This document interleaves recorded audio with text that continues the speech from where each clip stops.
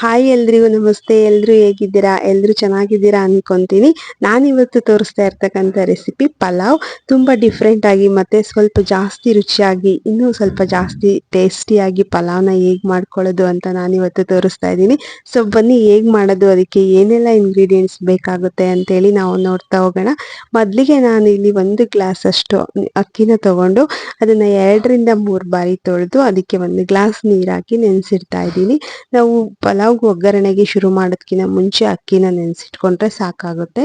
ಇವಾಗ ಒಂದು ಮಿಕ್ಸಿ ಜಾರ್ನಲ್ಲಿ 1 ಇಂಚು ಶುಂಠಿ, 1 ದಪ್ಪ ಬೆಳ್ಳುಳ್ಳಿನ ಬಿಡಿಸಿ ಸಿಪ್ಪೆ ಸಮೇತ ಹಾಕೊಂಡಿದ್ದೀನಿ. ಜೊತೆಗೆ ಒಂದು 4 ರಿಂದ 5 ಹಸಿರುಮೆಣಸಿನ್ಕಾಯಿ, ಜೊತೆಗೆ ಪುದೀನ ಮತ್ತೆ ಕೊತ್ತಂಬರಿ ಹಾಕ್ತಾ ಇದ್ದೀನಿ. ಪುದೀನ ಸ್ವಲ್ಪ ಜಾಸ್ತಿ ಹಾಕೊಂಡ್ರೆ ಟೇಸ್ಟ್ ಚೆನ್ನಾಗಿರುತ್ತೆ. ಜೊತೆಗೆ ಇದಕ್ಕೆ ಒಂದು ಸ್ವಲ್ಪ ಚಕ್ಕೆ ಮತ್ತೆ 2 ಲವಂಗನ ಹಾಕೊತಾ ಇದ್ದೀನಿ. ಇದಿಷ್ಟನ್ನು ನುಣ್ಣಗೆ ರುಬ್ಕೊಂಡು ಎತ್ತಿಟ್ಕೊಳ್ಳೋಣ. ಇವಾಗ ಹೇಗ್ ಮಾಡೋದು ಅಂತ ನೋಡ್ತಾ ಹೋಗೋಣ. ಮೊದಲಿಗೆ ಒಂದು ಪಾತ್ರೆನಲ್ಲಿ ಒಂದು 4 ರಿಂದ 5 ಸ್ಪೂನ್ ಅಷ್ಟು ಎಣ್ಣೆ ಹಾಕ್ಕೋಬೇಕು.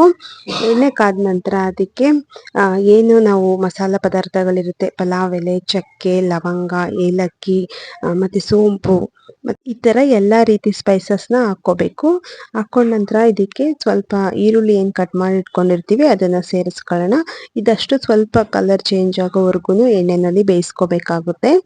ಯಾವುದೇ ಅಡಿಗೆಗಾಗ್ಲಿ ಈರುಳ್ಳಿ ಸ್ವಲ್ಪ ಕಲರ್ ಶೇಡ್ ಆಗೋವರೆಗೂ ಬೇಯಿಸ್ಕೊಳ್ಳೋದ್ರಿಂದ ರುಚಿ ತುಂಬಾನೇ ಚೆನ್ನಾಗಿ ಬರುತ್ತೆ. ಇವಾಗ ಈರುಳ್ಳಿ ಸ್ವಲ್ಪ ಬೆಂದಾದ ನಂತರ ರಾತ್ರಿ ನೆನೆಸಿಟ್ಟಂತ ಬಟಾಣಿನ ನಾನು ಇದಕ್ಕೆ ಸೇರಿಸ್ತಾ ಇದ್ದೀನಿ. ಹಸಿ ಬಟಾಣಿ ಸಿಗುತ್ತೆ ಅಂದ್ರೆ ಅದನ್ನ ಕೂಡ ಹಾಕೋಬಹುದು.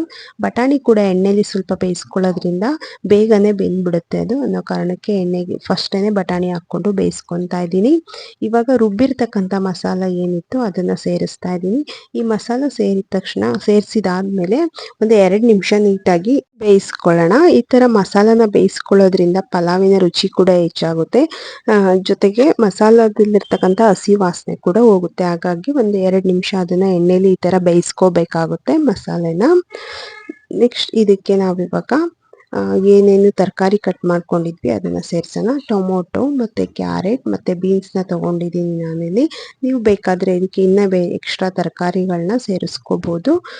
ಇವಾಗ ಇದಿಷ್ಟನ್ನು ಎಣ್ಣೆನಲ್ಲಿ ಹಾಕೊಂಡು ಒಂದ್ಸಲ ಮಿಕ್ಸ್ ಮಾಡ್ಕೊಳ್ಳೋಣ. ನಾವು ಎಲ್ಲಾ ತರಕಾರಿಗಳನ್ನು ಒಟ್ಟಿಗೆ ಹಾಕಿ ಒಂದೇ ಸಲ ಇದು ಮಾಡೋದಕ್ಕಿಂತ ಈ ತರ ಎಣ್ಣೆನಲ್ಲಿ 1-2 ನಿಮಿಷ ಬೇಯಿಸ್ಕೊಳ್ಳೋದ್ರಿಂದ ರುಚಿ ಕೂಡ ಹೆಚ್ಚಾಗುತ್ತೆ. ಸೊ ಹಾಗಾಗಿ ನಾವು ಎಣ್ಣೆನಲ್ಲಿ 1-2 ನಿಮಿಷ ಏನೇನು ತರಕಾರಿ ಎಲ್ಲಾನು ಹಾಕಿದ್ವಿ, ಟೊಮೊಟೊ, ಕ್ಯಾರೆಟ್ ಮತ್ತೆ ಬೀನ್ಸ್ ಅದೆಲ್ಲಾನು ಒಂದ್ ಸ್ವಲ್ಪ ಫ್ರೈ ಆಗೋ ತರ ಒಂದು ನಿಮಿಷ ನೀಟಾಗಿ ಬೇಯಿಸ್ಕೋಬೇಕಾಗುತ್ತೆ. ಮೀಡಿಯಂ ಫ್ಲೇಮ್ನಲ್ಲೇ ಇಟ್ಟು ಬೇಯಿಸ್ಕೋಬೇಕು.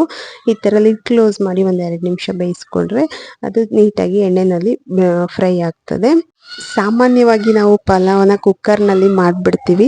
ಬಟ್ ಈ ತರ ಪಾತ್ರೆನಲ್ಲಿ ಮಾಡೋದ್ರಿಂದ ಇದರ ರುಚಿ ಕೂಡ ಹೆಚ್ಚಾಗುತ್ತೆ. ಆದ್ರೆ ಸ್ವಲ್ಪ ಟೈಮ್ ಬೇಕಾಗುತ್ತೆ ಅಷ್ಟೇ, ಅಲ್ಲೇ ನಿಂತು ಮಾಡ್ಬೇಕಾಗುತ್ತೆ.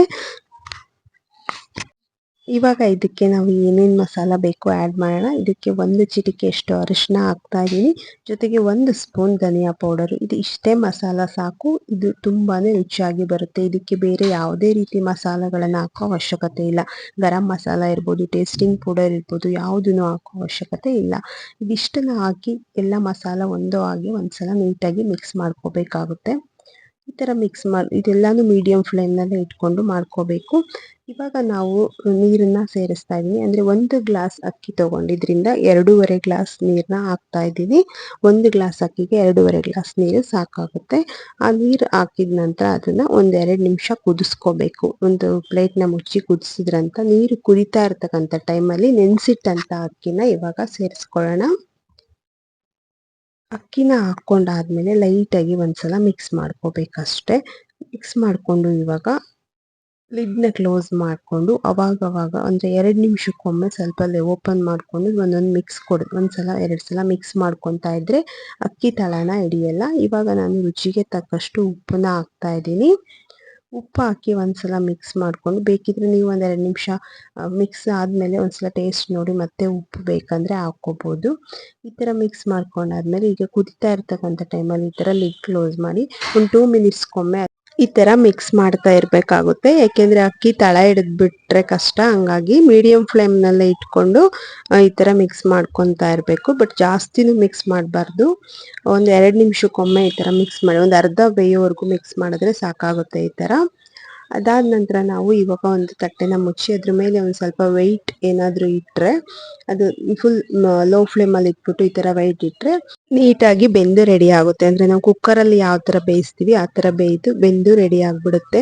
ತುಂಬ ರುಚಿಯಾಗಿರುತ್ತೆ, ತಿನ್ನಲಿಕ್ಕೆ ಕೂಡ ಕಲರ್ ಕೂಡ ತುಂಬಾ ಚೆನ್ನಾಗಿ ಬರುತ್ತೆ. ಈ ಥರ ನೀವು ಕೂಡ ಡಿಫ್ರೆಂಟಾಗಿ ಒಮ್ಮೆ ಪಲಾವ್ನ ಟ್ರೈ ಮಾಡಿ ನೋಡಿ, ಹೇಗೆ ಬಂತು ಅಂತ ನನಗೆ ಕಾಮೆಂಟ್ ಮಾಡಿ ತಿಳಿಸಿ please.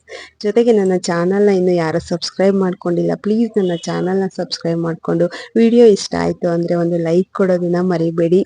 Thank you for watching.